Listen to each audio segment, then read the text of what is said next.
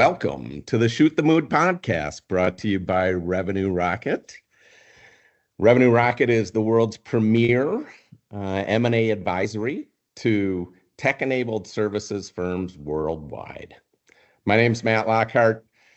I am with Ryan Barnett, my partner in crime today. We're missing our fearless leader, Mike Harvath, today, but we got a great topic, I think. Ryan, what's going on? Yeah, absolutely. And thanks for stepping in, Matt. We love talking to our audience and love talking about what we work on every day. And so if you have something that you want to talk about, please let us know at info@revenuerocket.com and we will address what's on your mind. But, Matt, we've had a lot of conversations lately with sellers who are just getting calls from buyers. And sometimes it's even from us who might be representing a number of buyers out there. So when you think about the managed service providers and cloud service providers and custom app developers that are out there, it's a busy time for people who are interested in the space. And when you're getting those calls, and the more often than not, you might not have asked yourself, hey, am I actually ready to sell? And what does it mean to be always ready to sell? And so Matt's, I think, going to walk through a couple of things here, but I wanted to unpack what seller readiness really looks like and why it's relevant if you want to take a look at one buyer, maybe a strategic person that's right in your neighborhood or brought to you by Revenue Rocket, or if you're interested in launching a full process in which you're getting in front of more people. So Matt, let's just start with a real simple question. What's the difference between being approached by a buyer and the difference in going to market? Sure. Yeah. And the topic overall, Ryan, just great. Being approached by a buyer, right, is just that. You haven't considered or, you haven't readied the business maybe, or you haven't made a decision ultimately to sell the business. However, you've got a very attractive business and we all know there's just a ton of interest in the tech-enabled services space overall. Some areas are white hot, the managed service land, et cetera, et cetera. But so you're getting calls, and everybody is getting calls in this space at all times. Could be from investment firms, could be from other strategic buyers, or it could be from advisors like Revenue Rocket.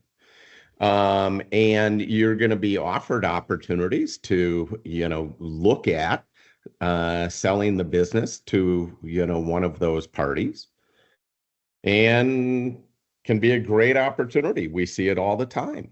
But you really haven't made that decision of quote unquote going to market, which was your other categorization. And that is basically where you have made a decision to sell the business.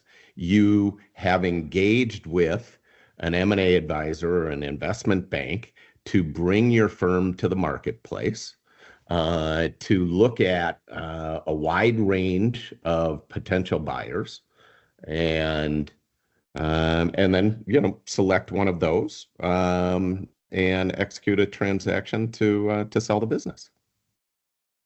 Yeah, I think that's a great point. But big difference there.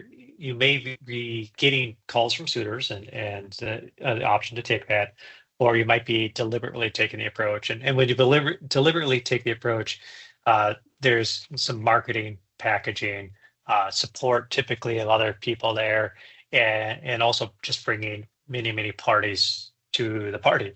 You're bringing many firms to go take a look at your company.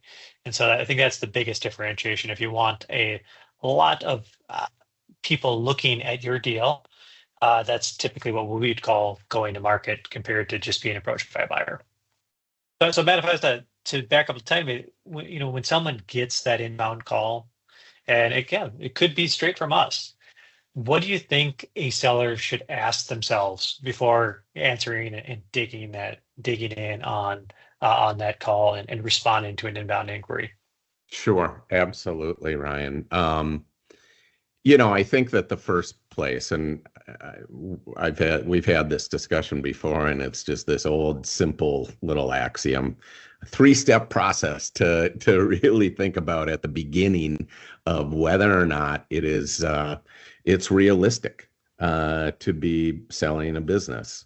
Now, that three-step process, the first is, are you ready? Really, like emotionally, in where you're at in your career, is it a potential at all to be entering into a new chapter, right? Say your business is 2 years old and you've done great, you've formed that team and so on and so forth. You've seen some growth and you're actually producing profit, but it's only 2 years in, right? May not be realistic, right? Now, the second is do you know your number? And the third is what type of transaction are you looking to sell in or sell out?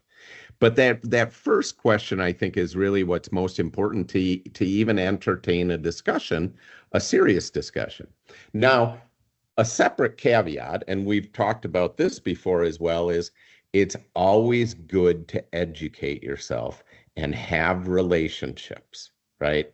Out in the marketplace and so on and so forth, be it with advisors or other network people, strategic, competitors, right? Or partners. It's always good to be building that network. But are you serious about, entering into a situation which could result in selling the business? Yeah, those first conversations can be eye-opening. And sometimes, oftentimes when we're approaching this conversation, it's someone who hasn't been, they're really not on the market. They're oftentimes when we're on the buy side, the best companies are quote unquote not for sale.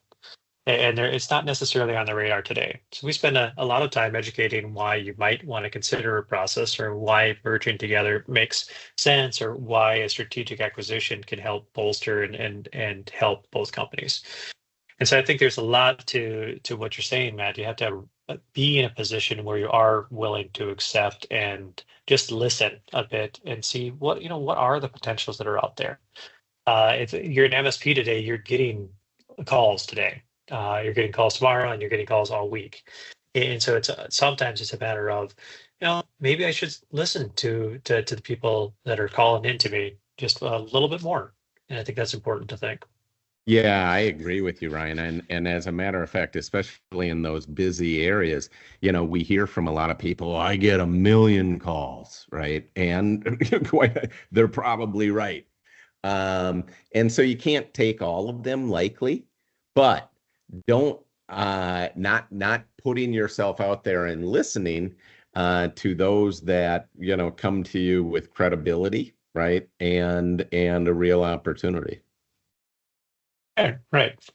Now, Matt, we've been working with firms for quite a long time in our growth strategy practice, and really helping prepare firms for really improving their business. And ultimately, in our space, deals get done typically on a multiple of EBITDA. So if you look at the most successful firms, they have a very positive organic growth path, but they also have good profit margins, and they're positioned well for an exit when that time is right.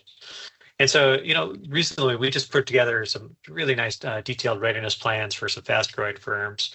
And it was all about getting them prepared when the time is right. Right. Oftentimes, Matt, we've talked about a deal has to come together strategically. It has to come together culturally. It has to come together financially. But we don't necessarily always talk about the timing component of that. And part of this is just, are you ready when the time is right? Not today, not tomorrow, but soon. So, why is it so important for someone to be ready, even if you're not ready to sell right now, this quarter, or even this year? Yeah. We've often have used sort of this axiom because, as you mentioned, we have a rich history of helping companies grow and have a strong growth services team. At the same time, the majority of our business now is in merger and acquisition. So to your point, we get to see this life cycle with the customers and the clients that we work with. We often tell them, lead your business as though you're never going to sell, right? Have this longer term outlook and lead your people, and you're making the appropriate longer term decisions and investments and et cetera, right? But have your business in a position that it is ready to sell at a moment's notice, right? Which, to your point earlier, starts with really strong profitability, right? But there's so many more things that are involved in readiness. And so you never know when a really great opportunity could be coming and knocking on your door.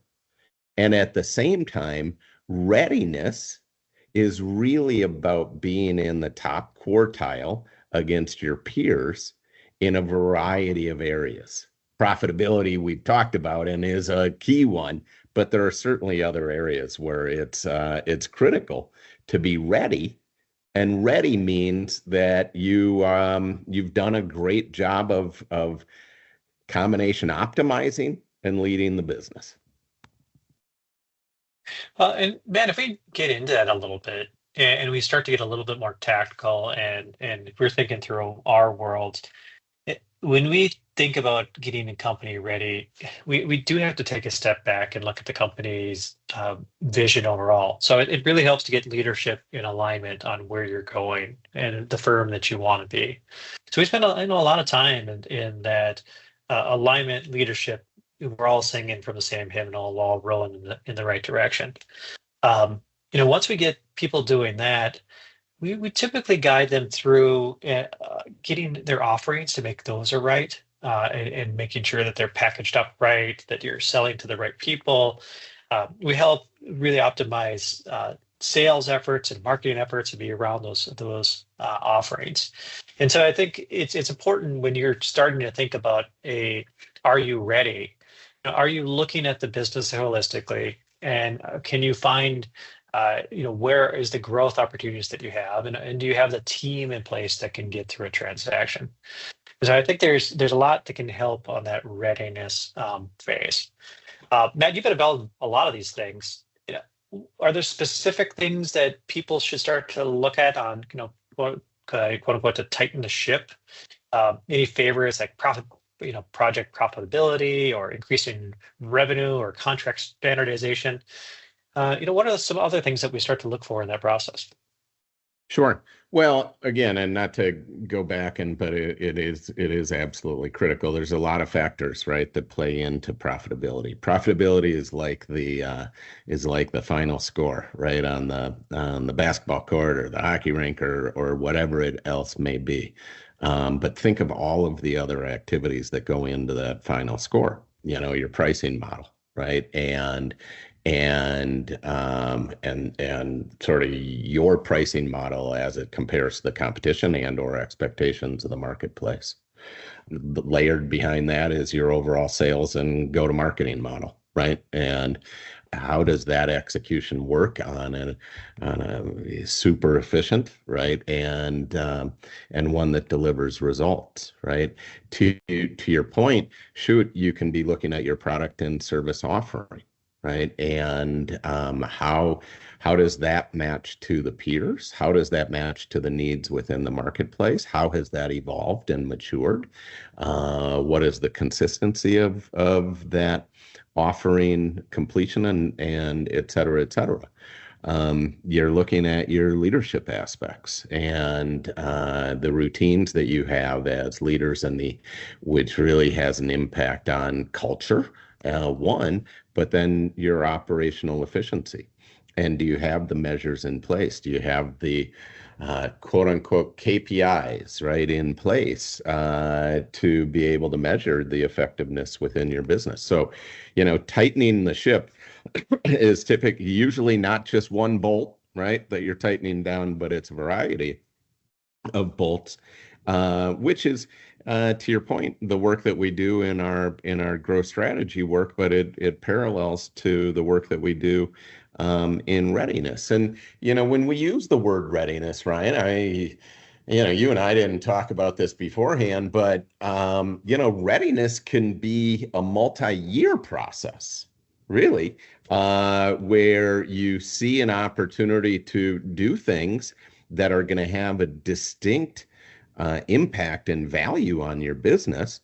But some of those things take time, and you need to be able to demonstrate the return from the work that you're doing in readiness. And that really can be a multi-year process. There are aspects of readiness that, a lot of the ship is tightened down, but there is maybe just one bolt that needs some tightening that can be a 3, 6 month process to get ready. So readiness it's like the trees, a lot of different leaves, right? Readiness to one firm is not the same as readiness to the next. Yeah, it was my next question exactly was how long does something like that take? You're right. It can be a lengthy process if things need to be cleaned up. Or the other approach that I think people when they think about readiness, we are definitely in a world in which people can take advantage of even a multiple arbitrage. So if you're a smaller firm today and you have EBITDA that is maybe like 1 million to million and a half, if you pair together with someone that's very similar to you and you get to that $3 or $4 million in EBITDA, your multiple increases quite a bit. And so readiness, even if you're ready to sell, readiness might be in a chance to actually acquire a firm to bolster your growth, bolster your operational maturity, and put something together before ultimately doing a capital raise. So sometimes it's just being in the right spot to pounce on an opportunity that comes your way and being ready to be on either side of the table to really get kind of super creative growth. I think it's a great point, Ryan. Readiness applies to selling. It applies to the opportunity to be buying.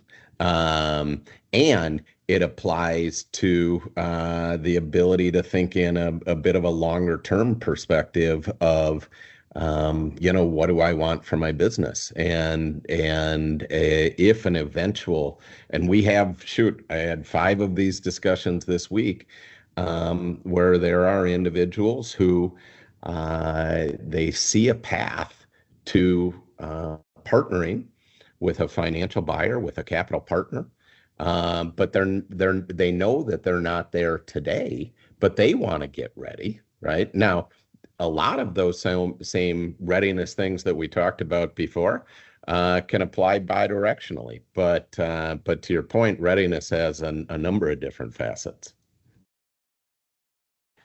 Absolutely, and I think if we scale this back and we came to one of the questions that started why this podcast was, if sellers are thinking about taking a call, how does a company like Revenue Rocket, how do we help manage inbound interest without necessarily committing to a full sales process? How does a firm navigate that approach without taking yourself to market, but instead talking to one or two real select buyers?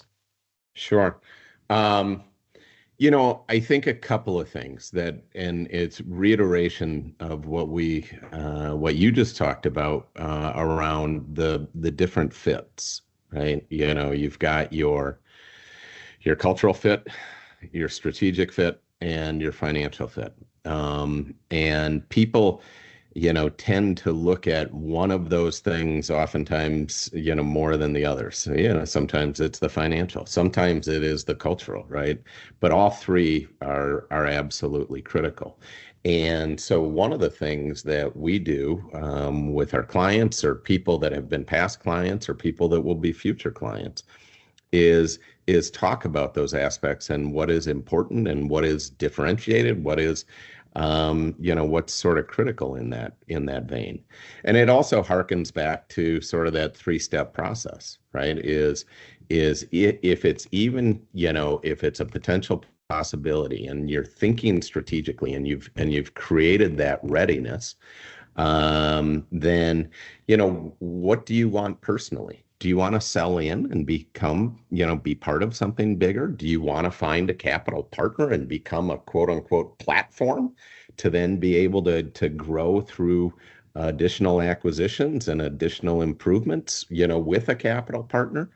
Or are you looking to potentially retire, and or start a new chapter, start doing a lot more fishing or become a seasoned bass professional, right? Something, who knows what it is, but have you thought through that?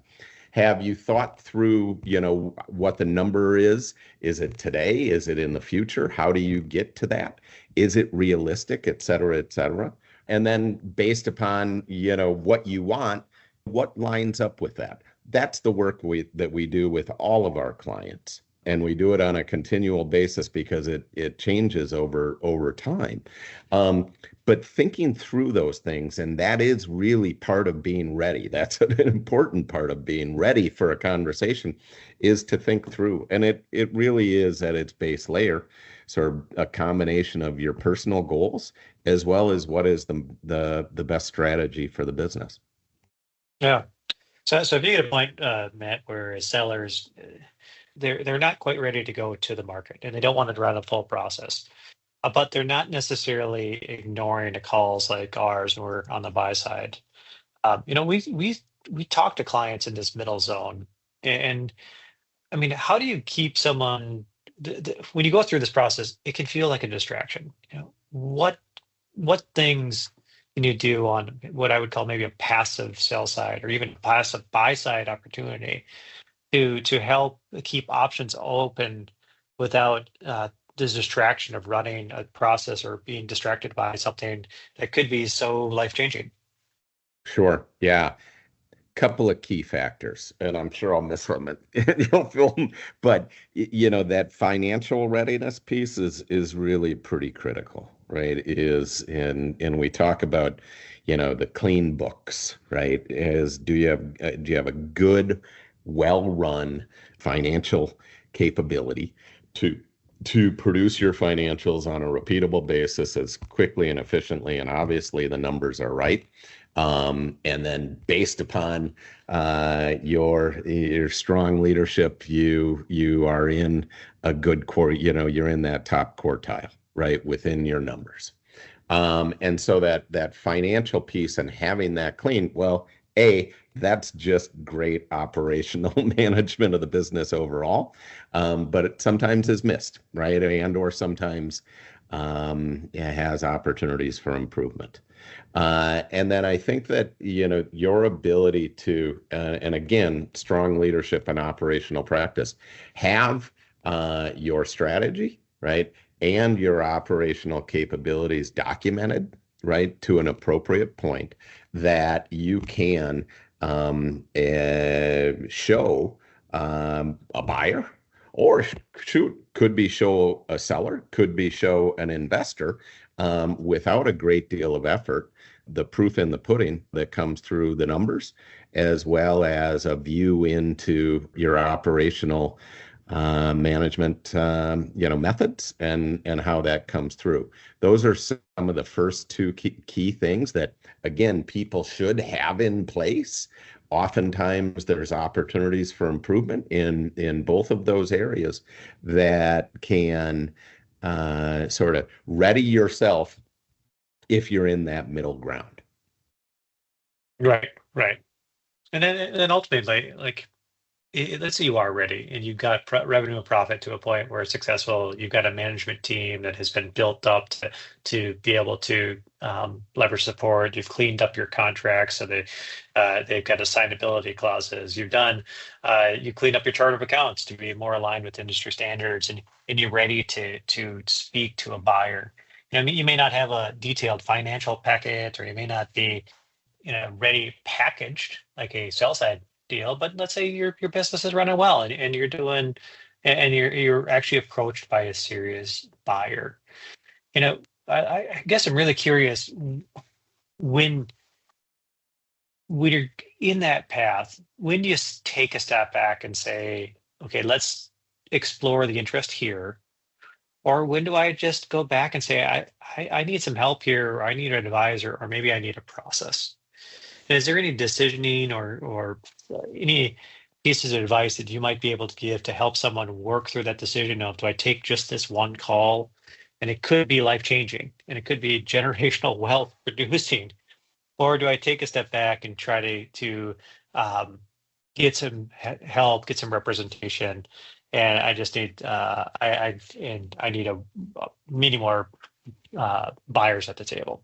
Sure. Yeah. Great question, Ryan. I mean, we've said in previous podcasts, it's really important to understand, how all of this works. And so if it's a first time situation, you in advance, and you should have this anyways as well, is this sort of, what does your team look like, right? And when I say team that you would be working with in consideration of making a significant change like this, your legal team, financial, tax, et cetera, et cetera. Another key component is who do you have in the space, like a revenue rocket, that you've got a bridge with, that you're able to call upon for advice and or to engage with you, should somebody call. And by having that team in place, when somebody calls and it's like, well, it sounds kind of interesting. Here's what I heard, et cetera, et cetera. What should I do next? Right. And I think having that wise counsel in place is absolutely critical. We do that almost every day, with people in our network. And we're kind of walking through all of the things that we've talked about today. Are you ready? Are you ready where you're going to be able to maximize value and execute if something were the right situation, that it met all of those fits, right?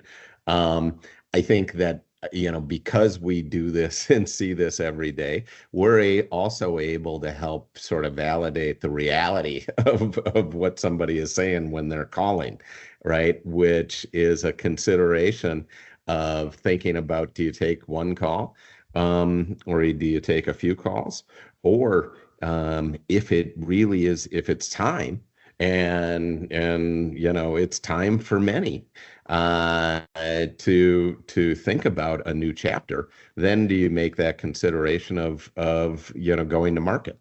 Now, if one firm called, there's a great likelihood, right? Almost 100% that there's other people out there that would be very interested in the business as well.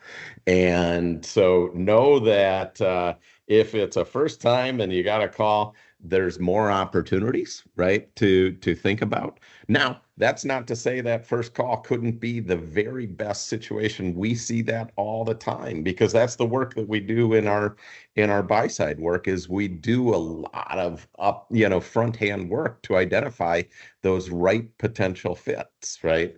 And so it very well could be the right situation, but work with the experts to help you through it. And I think we're such a hot market right now that if you, I encourage you to pick up the phone. So if someone like us, or any of our people that are like us call you, not saying no just right off the bat um, might be short changing the value of your firm, even though it may not be what you think it is. You may have a lot to work with. So just taking some of these calls is important. I think I wouldn't necessarily take every call. I'd want to look for an industry expert who has been in this space, or a strategic company that's willing to identify themselves. There's just a lot of independent sponsors and search funds and things that are frankly sometimes not worth the time. So you got to be slightly selective, but take a call from the right platform, from the right person, from a company that's in this space. I think is going to help. And then on the flip side, if you are, I think when you start a business, you're oftentimes thinking of the exit in mind, or at least you should be. And so when the time is right and you think your business is ready for a sale, Then considering those options, do I simply start taking more phone calls? That's approach one, or do I truly want to get competition in, not necessarily an auction, but auction like uh, bids? I think is an important consideration there. And both approaches I think are valid, and it's just a matter of what's going to work for you, your team, your family, and everything as you go forward. Uh, Matt, that's kind of all the questions I had today. We're seeing a lot more firms of this not ready, but getting ready. Not today, but let's get ready today. There any like last piece of advice you'd give based on the topic that we had here?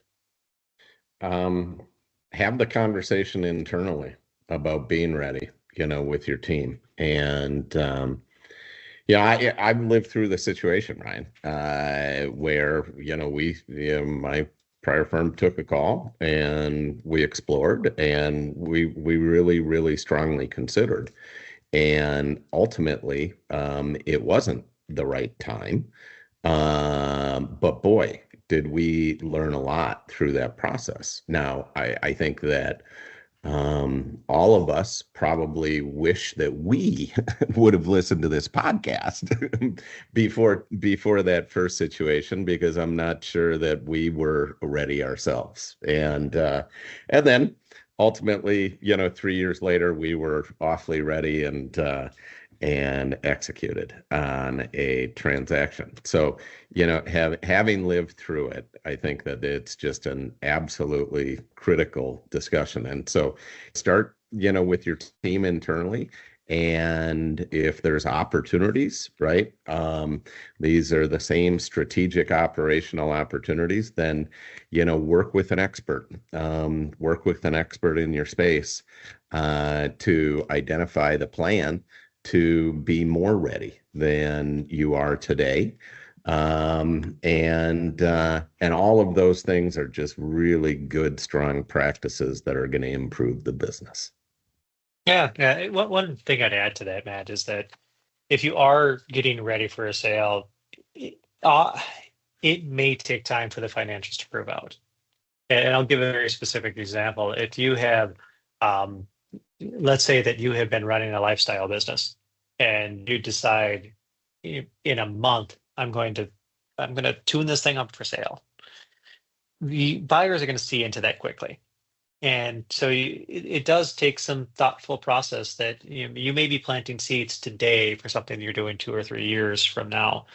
I mean, it's different if you're running a highly profitable business and you're operationally efficient and you're ready to do that. But if you see some up and to the right kind of growth and up and to the right profitability, there's going to be some questions behind that. So it's best to take some action now and to start to look at the business and be ready for those calls today, and improve the business over the next few years to really show proof that that revenue and profit is sustainable and someone who can feel really great taking over it.